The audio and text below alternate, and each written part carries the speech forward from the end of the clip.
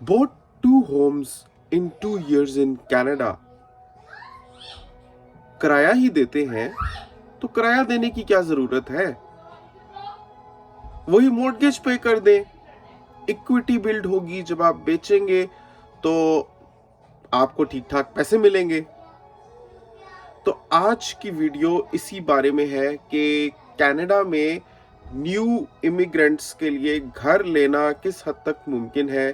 ये सारी व्लॉग्स जो हम देखते हैं, majority of which Indian YouTubers की तरफ से होते हैं, कपल्स की तरफ से। Bought 2 homes in 2 years in Canada, या कनाडा आते ही घर खरीद लिया। दूसरे लोग रेंट पे कर रहे थे, हमने फौरन अपने कॉन्डो में शिफ्टिंग कर ली क्योंकि हमने कॉन्डो ले लिया या घर ले लिया, और आते साथ हमने मॉर्गेज पे करना शुरू कर दी, साथ ही इक्विटी बिल्ड करना शुरू कर दी। As a Muslim immigrant in Canada and that too a new immigrant, मैं इसमें क्या क्या चैलेंजेस देखता हूँ, क्या क्या बातें हैं, वो सब आपके साथ आज की इस वीडियो में शेयर करूंगा। ये वो बात है जिसके बारे में मैं कनाडा आने से पहले भी सोचता था, क्योंकि ये व्लॉग्स मैंने भी देखे हुए थे और काफ़ी रिसर्च भी करता था, लेकिन हमेशा यही लगता था कि मेरी रिसर्च अधूरी है, क्योंकि जब तक मैं कनाडा पहुंच के वहाँ के लोगों से फर्स्ट हैंड सुन ना लूँ कि वो इस चीज़ को कैसे देखते हैं या कैसे मैनेज करते हैं, तब तक मेरे लिए इसको समझना पॉसिबल नहीं होगा। वही मैंने किया। मैं कनाडा आया, मैं लोगों से मिला जिन लोगों ने मॉर्गेज पर घर उठाए हुए हैं, खासतौर पर मुसलमान फैमिलीज ने। वो उसके बारे में क्या सोचते हैं, कैसे देखते हैं इस चीज़ को। सॉरी। वो आपको आज की वीडियो में मैं बताने वाला हूँ, लेकिन सबसे पहले इस वीडियो को एक थम्स अप दे दें, और अगर अभी तक आपने हमारा कनाडा को सब्सक्राइब नहीं किया हुआ तो प्लीज़ सब्सक्राइब कर लें for genuine and authentic vlogging and informative topics. तो जनाब, सबसे पहले हम बात कर लेते हैं एक सबसे बड़ा हर्डल जो मॉर्गेज लेने में है बहैसियत मुसलमान। वो है कि ये सूदी सिस्टम होता है। मॉर्गेज इज इंटरेस्ट बेस्ड, और इस्लाम में शायद सूद एक ऐसी चीज़ है जो सबसे ज़्यादा नापसंद की गई है और बिल्कुल भी अलाउड नहीं है। मतलब इससे नफ़रत की गई है। अल्लाह ताला ने ऐसे फरमाया है कि मफहूम ये है कि जो बंदा सूद लेता है तो अल्लाह और उसके नबी के साथ जंग करने के मुतरादिफ है ये। तो इसमें कोई दो राय नहीं है कि ये चीज़ जो है खुलम खुला इसकी मुनाफी है। इसकी कोई जगह नहीं है दीन में। और particularly if you think about the life hereafter of the world hereafter, कि आपने मरना है, उसके बाद आपने अपने अमाल का हिसाब किताब देना है, तो फिर आपके लिए बहुत बड़ा ये एक सेटबैक है। क्योंकि बहुत से मुसलमान मैं जानता हूँ, उनको परवाह नहीं होती, वो सोचते भी नहीं इस चीज़ के बारे में। But if you think then it's a very very big hurdle for you. अब उसके बारे में मैं बिल्कुल अनएडिटेड जो मैंने समझा है लोगों से जो यहाँ पर मुसलमान हैं, क्योंकि उनमें से कुछ फैमिलीज ऐसी हैं, कुछ मुसलमान ऐसे हैं जो देखने से भी बातचीत करने से भी पता चलता है कि बहुत अच्छे लोग हैं, और ख़ास तौर पर मतलब नमाजी भी हैं और उनको परवाह है जेन्युइनली, लेकिन वो भी, उन्होंने भी मॉर्गेज ली हुई है। तो मैंने उनसे पूछा कि आपने किस तरह से ये किया या आप इसको कैसे देखते हैं। तो वो कहते हैं कि देखो, यहाँ पर अगर आप लोगे नहीं मॉर्गेज तो there is no other way of going about it. Well, there is another way, जिसके बारे में मैं अभी थोड़ी देर में आपसे बात करूंगा, लेकिन पहले हम उन्हीं की बात कर लेते हैं। They say there is no other way about it. ये तो पॉसिबल ही नहीं है अनलेस कि आप you come from a super duper rich, uber rich background, कि आपके पास पहले से ही इतना पैसा हो कि आप अपफ्रंट उठा लें, आप अपफ्रंट पेमेंट करके उठा लें। डेफिनेटली उसमें तो कुछ सूद का कुछ है नहीं। ठीक है, आपने $1 million का भी घर उठा लिया। $1 million in Pakistani currency converted is like तकरीबन 22 से 23 करोड़ रुपए। तो उतने आपके पास कम से कम होंगे तब आप एक $1 million का घर उठा सकेंगे कनाडा में। अब इतने पैसे कितने लोगों के पास होते हैं जो फिर कनाडा आकर घर खरीदते हैं, ये आप सोच ही सकते हैं कि this negligible, probably very very few people. ठीक है, तो जब वो पॉसिबल नहीं है कि आप सारी अपफ्रंट पेमेंट कर लें, तो फिर the other way is just by going to the bank, और अगर आप क्वालिफाई करते हैं तो फिर आप मॉर्गेज पर घर खरीदेंगे। अब वो ये कहते हैं कि since there is no other way about it, तो एक घर, क्योंकि घर इंसान की बुनियादी ज़रूरत है, तो आप वो ले सकते हैं। ऐसा उन लोगों के मुताबिक ये है कि उन्होंने किसी मुफ्ती से भी पूछा हुआ होता है, या कहते हैं कि हमने अपनी रिसर्च की है, हम इस नतीजे पर पहुंचे कि इवन दो इसमें कंसेंसस नहीं है लोगों का, मतलब मुफ्तियों का या इस्लामिक स्कॉलर्स का, कि आप ऐसा कर सकते हैं, बट वो कहते हैं कि यार ये एक इंसान की बुनियादी ज़रूरत है, तो आप एक अपनी ज़रूरत पूरी करने के लिए, जैसे कहते हैं ना कि मजबूरी में इंसान जब मजबूर हो जाए तो बाज़ औक़ात जो चीज़ें अदरवाइज प्रोहिबिटेड होती हैं वो भी अलाउड हो जाती हैं, तो वो उस ज़ुमरे में इस चीज़ को लाकर कहते हैं कि क्योंकि घर इंसान की बुनियादी ज़रूरत है, सारी उम्र किरायों पर नहीं रहा जा सकता, तो एक घर अपने रहने की नीयत से आप अगर लेते हो इस तरह से भी, तो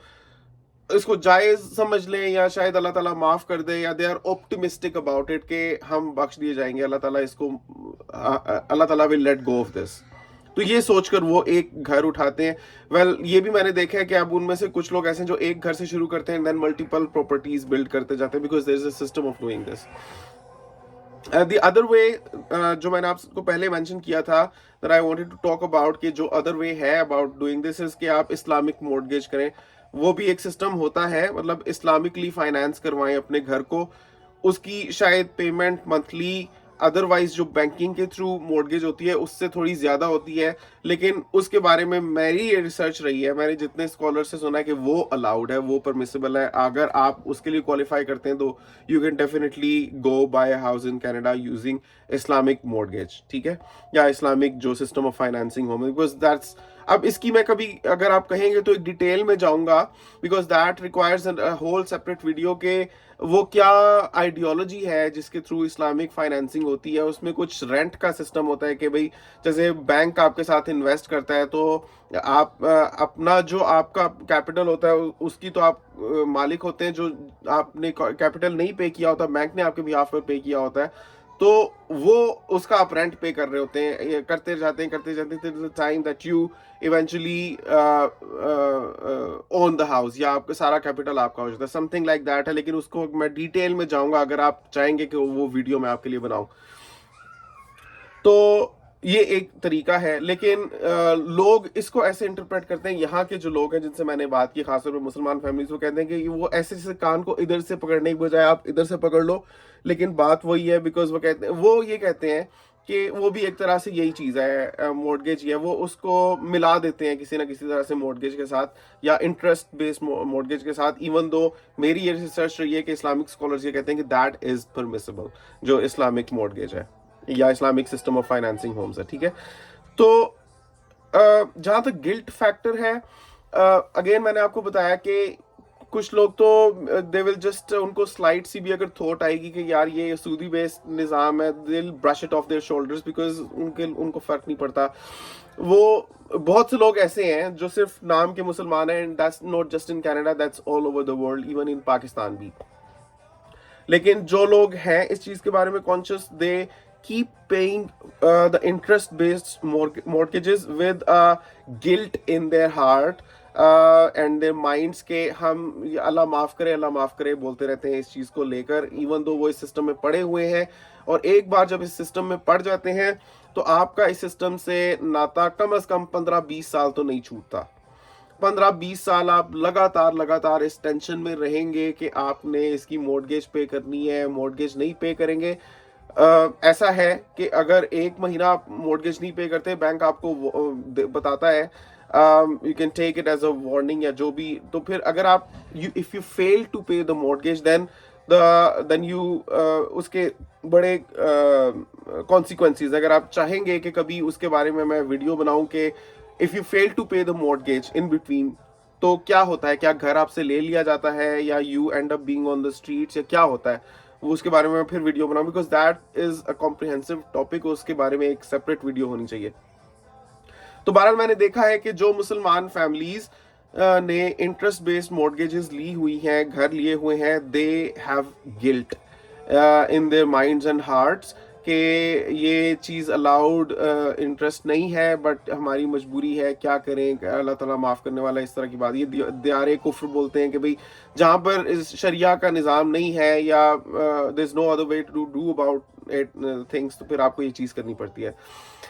अब मैं ये सोचता हूँ कि अगर चलो आपने इवन इस्लामिक मॉर्गेज भी करवा ली, मैं अब न्यू इमिग्रेंट्स के हिसाब से कहता हूँ, एक तो डेफिनेटली है कि इफ़ यू डोंट केयर तो आप बस गए, इफ़ यू क्वालिफाई, क्योंकि उसमें भी ये चीज़ होती है, you need to have at least 5% और 20% डाउन पेमेंट, और वो आप करोगे। लेट्स से अगर $1 मिलियन का घर है तो कम से कम आपके पास $2 लाख तो होने चाहिए,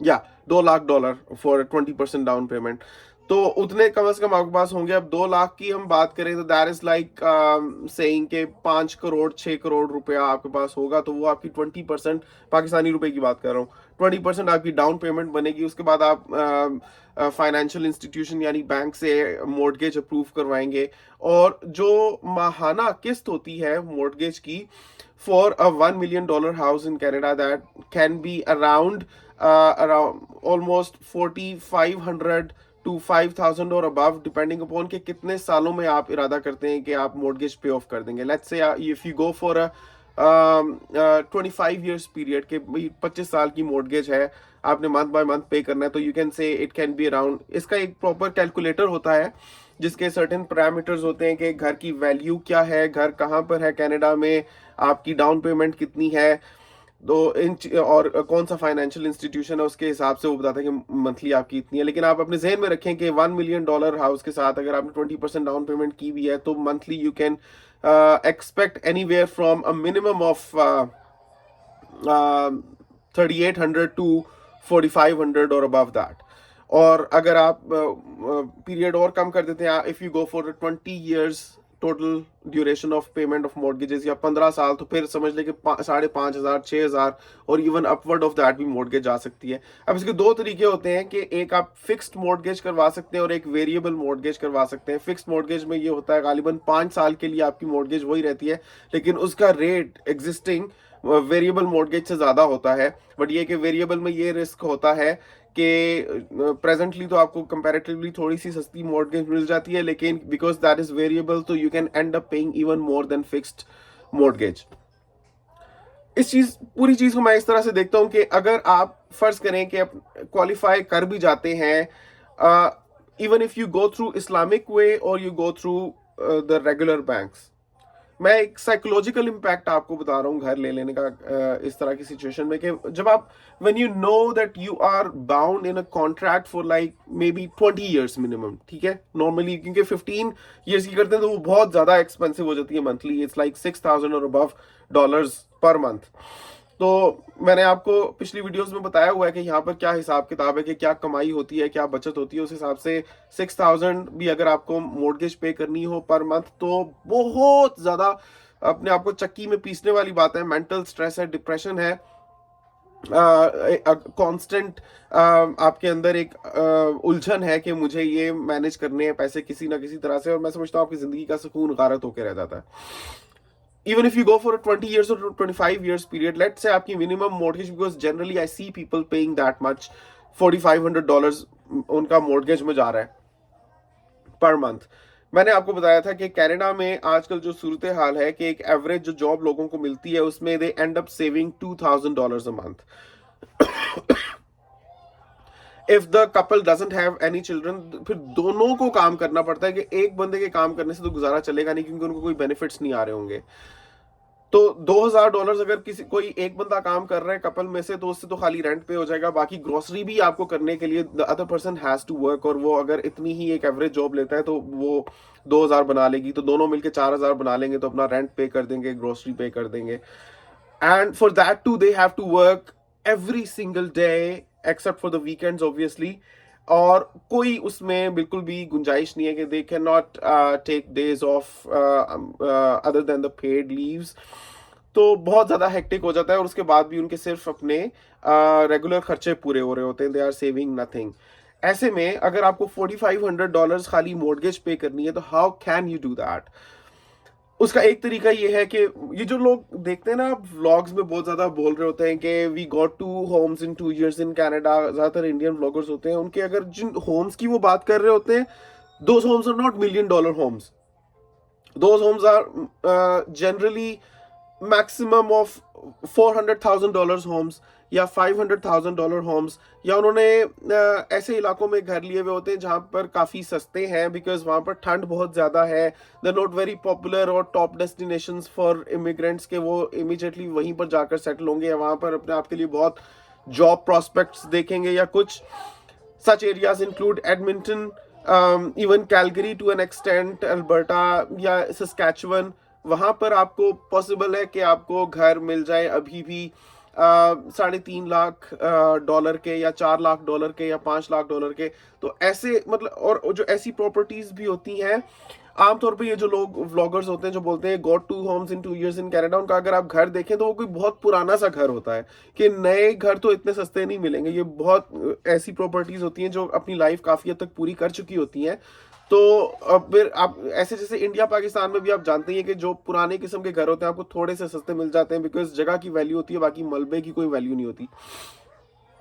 तो उनको बड़े ही पुराने किस्म के घर मिले होते हैं जनरली, और उनको उनको अपडेट करना होता है, उनको पूरा रिफर्बिश करना होता है, उनको मेंटेन करना होता है, उसको यूजेबल बनाना होता है. उसमें उनके ठीक ठाक पैसे लग जाते हैं, बिकॉज कनाडा में तो एवरीथिंग इज एक्सट्रीमली एक्सपेंसिव. तो अगर आप कोई पुराना सा भी घर लेकर उसको अपडेट करते हैं तो अपडेटिंग में ही you can expect to end up spending something like $200,000 to $300,000.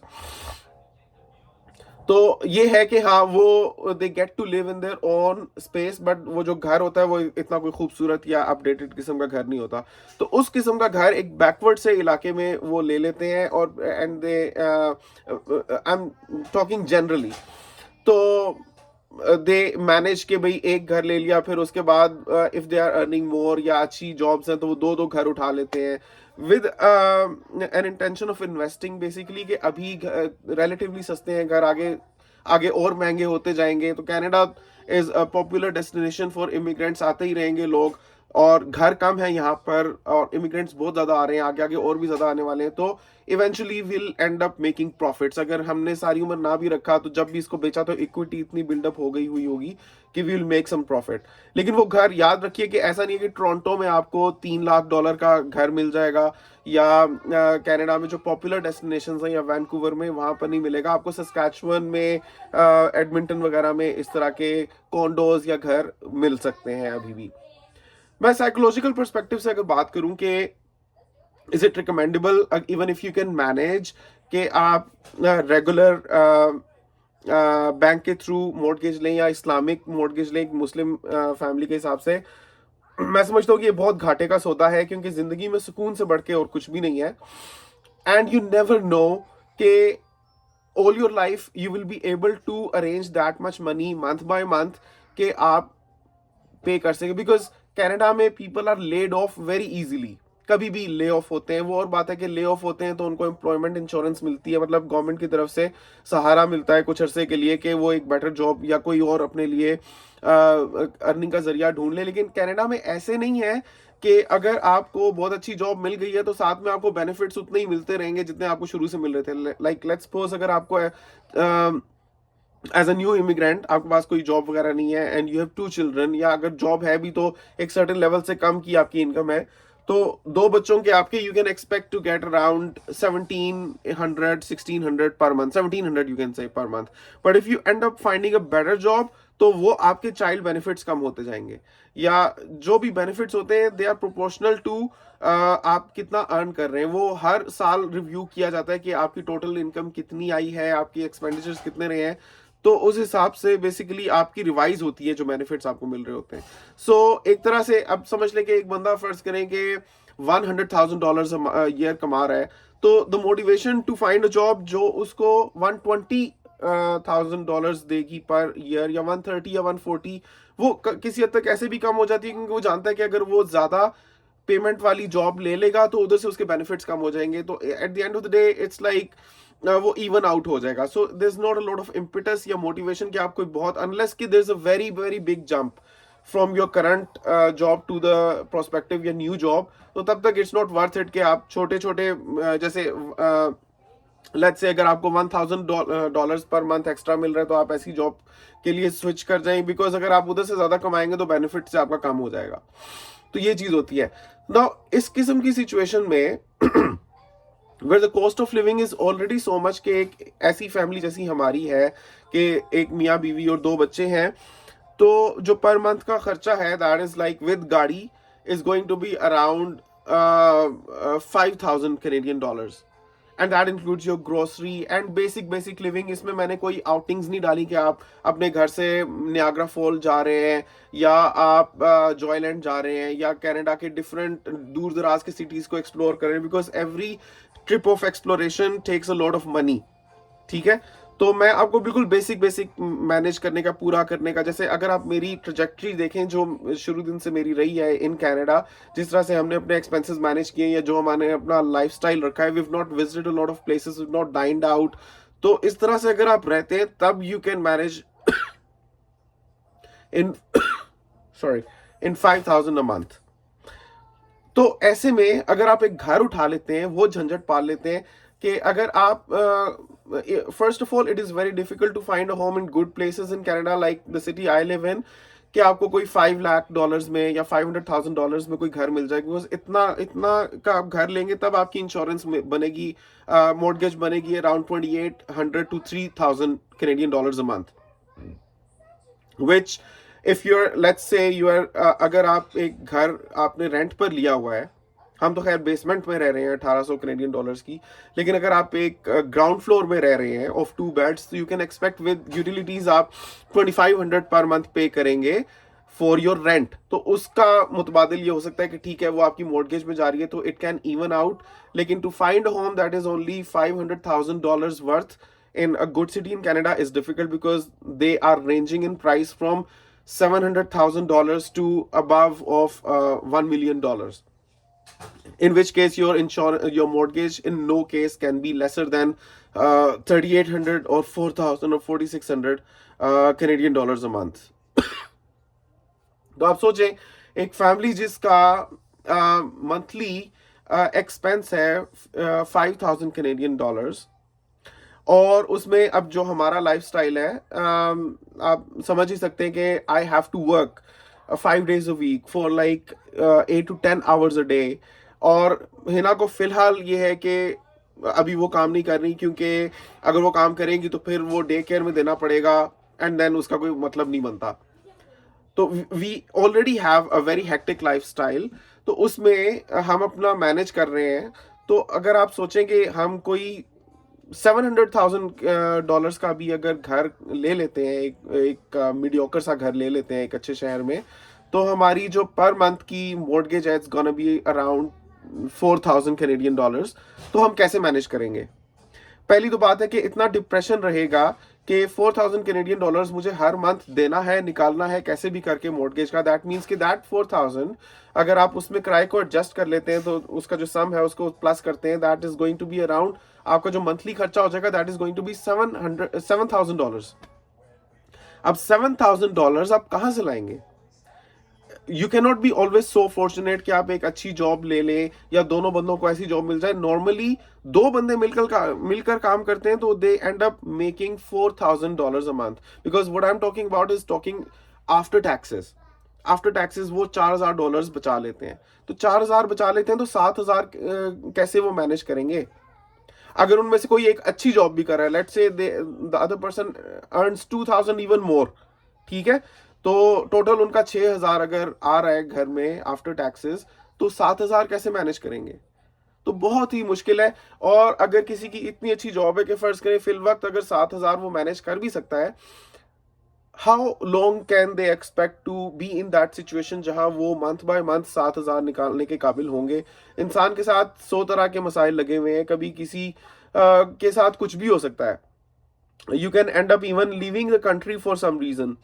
तो टू से कि मैं एक ऐसी कमिटमेंट करूं जिसमें मुझे पर मंथ $4,000 निकालना है मॉर्गेज का, और इस कॉन्ट्रैक्ट में मैं जाऊं ये सोचते हुए कि मुझे 20 साल कम अज कम इसी सिचुएशन में रहना है, तो मैं समझता हूँ कि this is such a big tension, such a big trauma कि इंसान अगर उस 20 साल के बाद उस घर को ले भी लेता है ना, उसका मालिक बन भी जाता है, तो it's not worth it, because वो जो जिंदगी के 20 साल थे जब आप जवान थे, and you could have gone elsewhere, you could have explored places, अगर आप इतना अच्छा कमा रहे थे।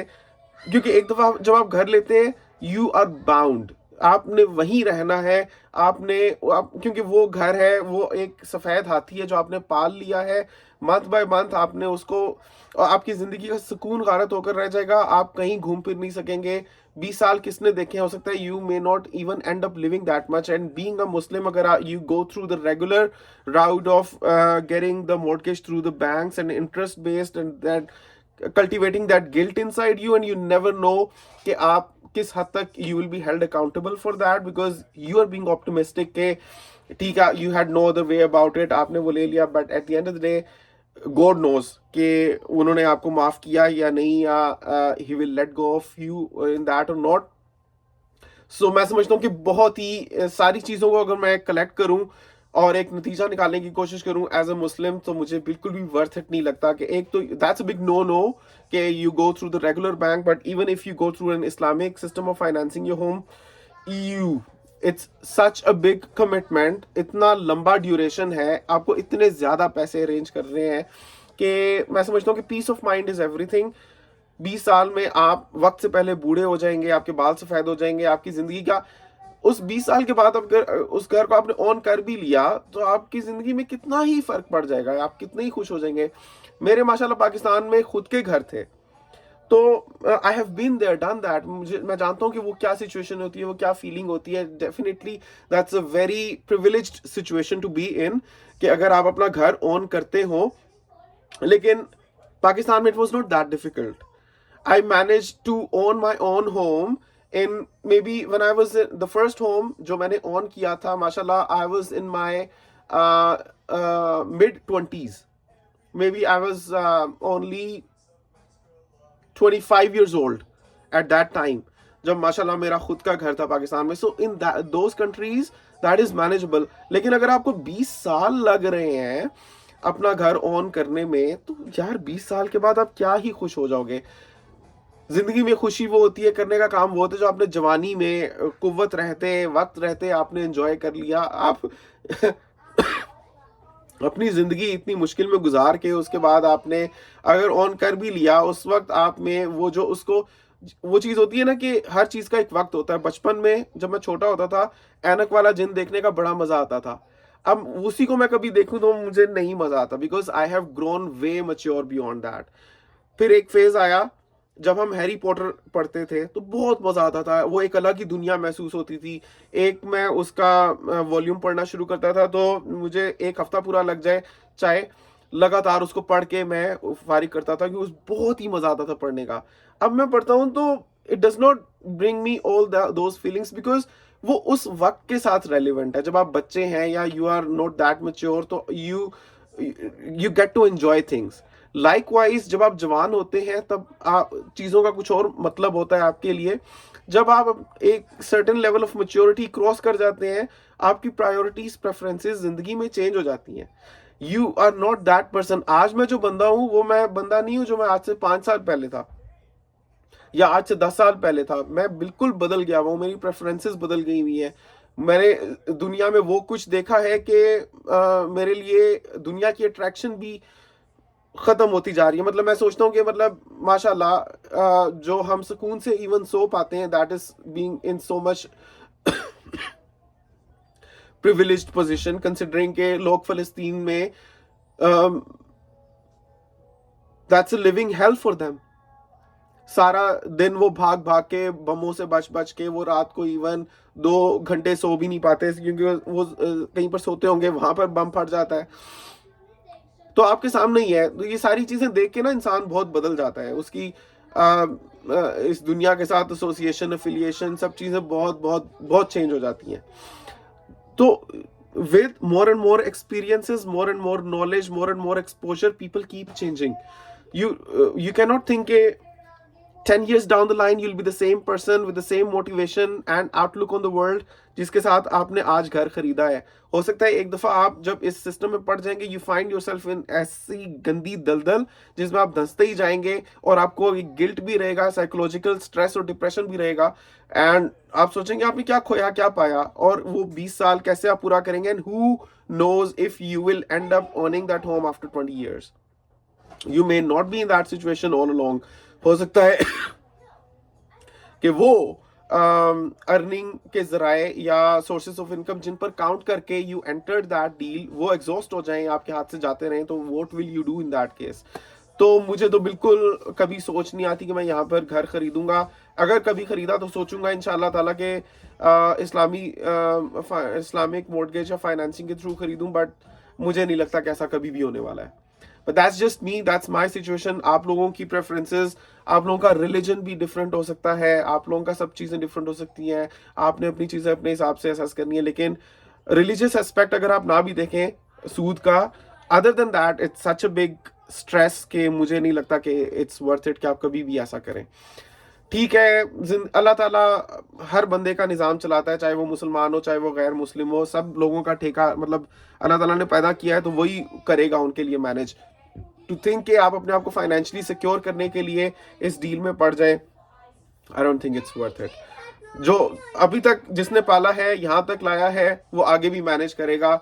Just be on the right side, make very informed decisions in life. बहुत सोच समझ के अपने कदम उठाएं, खास तौर पे दियारे गैर में, जैसे ये जो UK, Canada, Australia, Belgium, USA, यहाँ पर जब आप घर लेते हैं ना, बहुत ज़्यादा सोचें, क्योंकि बहुत लोगों को मैंने देखा है जो एक दफ़ा इसमें पड़े हैं और अब they are not very happy about it.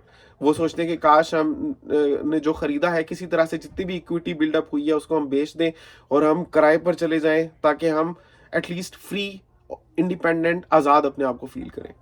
तो ये है मेरी आउटलुक घर खरीदने के बारे में as a new immigrant that has been in Canada for like 10 no not 10 months, like 8 months now. तो और अब 9 महीने होने आ रहे हैं ऑलमोस्ट. तो ये चीज़ें जो मैंने देखी हैं, सोची हैं, समझी हैं, मेरा ये एनालिसिस रहा है. आप बताएं, you agree with me or not. नीचे कमेंट ज़रूर किया करें, ज़रूर. मैं सबको जवाब नहीं दे पाता, लेकिन ट्रस्ट मी, मैं एक एक कमेंट पढ़ता हूँ. तो मुझे ये होता है कि अगर मैं जवाब दे सकूं जवाब भी देता हूँ, नहीं दे सकता sometimes, but please do comment and tell me whether you agree with me or not.